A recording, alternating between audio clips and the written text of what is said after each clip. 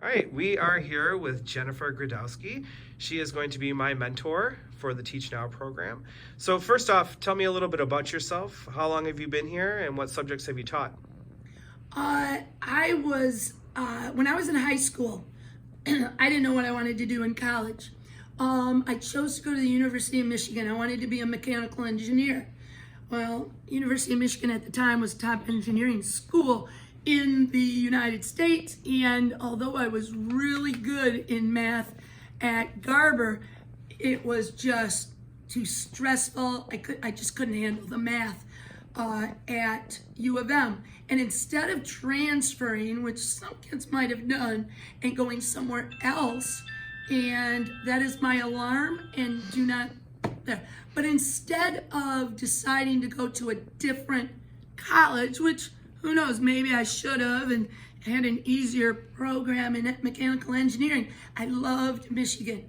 So I decided to stay, and I ended up with a psychology degree. Well, I didn't really know what I was going to do when I got lucky, and a professor of anthropology at U of M, who I actually had, and I volunteered at a daycare center. His son was one of my favorite kids at the daycare center. Dad and professor was going to study wild chimpanzees in Uganda and asked me to go along and tutor his sons because he was taking the whole family with him. So I ended up going to Uganda for 2 years to tutor. I stayed for 2 more years and did ecotourism with chimpanzees in Uganda. And while I was doing that, as director of the Kanyanshu tourism site, I was actually teaching the Africans how to give a tour. And then I thought to myself, gee, I kind of like this, the teaching end. So I came home. Saginaw Valley had a good teaching program. Year and a half, I had my classes complete. I did my student teaching. I actually did 6 weeks in England, 6 weeks at Hughes Elementary in Essexville, where I went to kindergarten. And I finished in... I went there too for kindergarten. Good, yeah, Miss Helen. I had Miss Harfs or Miss Hughes. Miss Harfs was fifth grade, and that was my host teacher for student teaching. Okay, yeah. So once I was finished with that, the summer I planned to work in Essexville because that's where I subbed, that's where I lived, everything. And then I put some resumes out, and Bangor called me, and I said, I don't even know where that is. I mean, we didn't drive around like kids today. So I went for the interview, went really well. By the time I got home, my dad said, hey, there's a phone call. I picked it up. Tom Bazinski said, you want a job? And I thought to myself, my God, not with Bangor. I'm going to work in Essexville. Best thing I ever did was say yes. So this is my 24th year. I still remember coming in and getting the keys to my room, opening that closet and seeing all the materials. And I've been here teaching the same level in the same classroom to the same subject for 23 and a half years. And that's my life story. That's amazing. So just really quick, what are a few classroom expectations or routines you have with your students that they can expect to follow daily that might help me in the classroom as well, that I should know? Have high expectations. Get on them when they come in. If they misbehave, don't yell at them, but say, hey, what are the expectations? And be strong with them and be consistent. So what are some of the standards you're currently working with and that I'll be helping you work on lessons with? World Geography 6th grade standards have just changed this year and through the state of Michigan after a long time of not being changed. And one that I worked on that I love, it's using the 5 themes of geography, a good systematic way to study world geography. So the 5 themes one I love. The other one is with maps and understanding how to look at satellite images, different kinds of maps, and knowing how to read charts and graphs. Those are my favorite standards that I really stress. All right, so what are some objectives you would like me to cover while instructing your class? Well, Matt, when you come back, I'm going to be starting maps, and different kinds of maps is the unit. And however, I know that while you were subbing for me for 6 weeks, and thank you very much for that, the 6 weeks you wanted to focus on culture. You very nicely did what I asked you to do, and the culture was part of it. So you covered that, and I know you have strength in culture. So I have absolutely no problem taking a break out of the different kinds of maps lesson and saying, come on in and just cover and talk about culture. Absolutely. Because it all melds together. And maybe you'll do something on culture and I'll go, hey, I have a map we can look at for that. Correct. And I have no problem doing that. So culture is a big one, and I'm not that strong on it. And I'm a big one on maps too. I love maps. Oh, So there I you can go. definitely can be able to We'll help do with well. that. Just make sure maybe to add a map or two when you come in and talk about Perfect. Culture. Great. All right, perfect. All right, for the first week, I was thinking of doing a brief wrap up on the cultural posters we've been working on, and then a short lesson on culture in America and where things have originated from.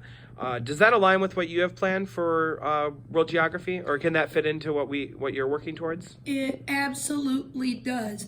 Cultural diffusion is one of the standards that we have, and cultural diffusion is when you take someone else's culture and it somehow makes its way into a different culture. So the kids have looked at all these different countries, and what we'll figure out and what you'll tie in is, how come here in America we do this? Well, it's because this group of people came from there and they brought their culture with them, and it just turned into our culture. America's a melting pot of different cultures around the world, and that's exactly what you're doing. So it ties in beautifully. All right, perfect. All right, so for our Teach Now, we have a rubric that we are going by as candidates that we have to follow. Some of the subjects in the rubric include learner development, learning differences, learning environment, content knowledge, application of content, and assessment. There's a few others in there, but I was wondering if you could give me a little bit, some tips on how to do well in some of these areas. Maybe you could choose one that you are comfortable with. I think one of the best is, and I don't like the words because they're buzzwords, but it's differentiated learning. Okay. Differentiated learning in my book means every kid learns differently. So the best thing you can do is give choice. You got a standard, you have to cover country, projects, culture. All right? Well, give the kids a choice on how to do it. You can say do a poster, but add brochure.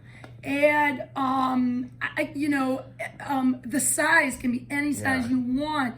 It can be, the kids have brought in some amazing. And that's what we did with, for instance, we have, I'm just saying this for the video, Yeah. but we have a student named Ty, and, he is very low level reading, and I adapted the project to fit That's him. right. So, That's right. I think that's really important, especially with the group of students you have in this. The group of students we have is very diverse. You've got low, Ty, I did this the other day and he thought it was 3. That's how low he is. Wow. Then you've got kids that should be in honors but aren't because their schedule didn't work. So you have this incredible range of learners. And the best part that when I have the kids present, I let them present to their strengths. Now, Ty got up there and I pretty much had to tell him what to say. Yeah. But he presented. Yeah. Then you've got some other kids that get up there and they just rattle it off, which is great. But you've got to know, you just have to push your kids, whatever level they are, just a little higher. That's all you do. And you got to remember where they're at and push them this much. You can't push them all up here, but you can push them all, have high expectations that way. And that's really important to me. And finally, what are some instructional strategies or tips that you could give to me to help me plan my first lesson that might come in useful in your classroom? Be clear on expectations. Whatever you're teaching, whatever your homework is, whatever your projects are, you've got to be clear and make the kids understand. You've got to have high expectations. You have to remember you got a range of kids. And the other thing you have to do is be in control of the class. Get up there, teach for a little bit. Don't teach for too long. Don't lecture for too long. Yeah. I'm a great one for lecturing. And in fact, one of my former students who teaches with me now, always comes in and said, "You lectured today?" I love to talk. But what you have to remember to do is you have to give the kids time to talk too. Don't give them the answers.